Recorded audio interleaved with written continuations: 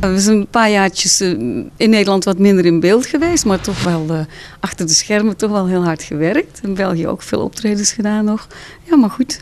Ik heb 5 jaar geleden hadden we het album Vliegen als een vogel. En dan daarna zou een duet komen met Benny Nijman. In het hele verhaal, we hadden het nummer gekozen. Benny was een tekst aan het maken. Dan wordt Benny ziek en ja, dan is Benny uiteindelijk gestorven. En dan heb ik een tijdje niet zo heel veel zin gehad om nieuwe dingen te doen. Dat was, van binnen, dat wou niet, weet je. Dus dan heb ik een tijdje wel met liedjes bezig geweest. Ik heb wel optredens gedaan, maar hebben niets uitgebracht. Eventjes een beetje op een laag pitje.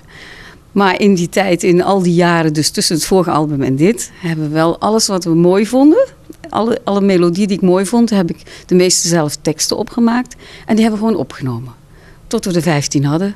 En daar zijn we nu. Dat is een nieuwe album. Er staan best wat hele gevoelige nummers op. Het is een beetje wat ik de laatste 5 jaar in mijn leven heb meegemaakt. Dus het overlijden van mijn vader, de ziekte van mijn moeder.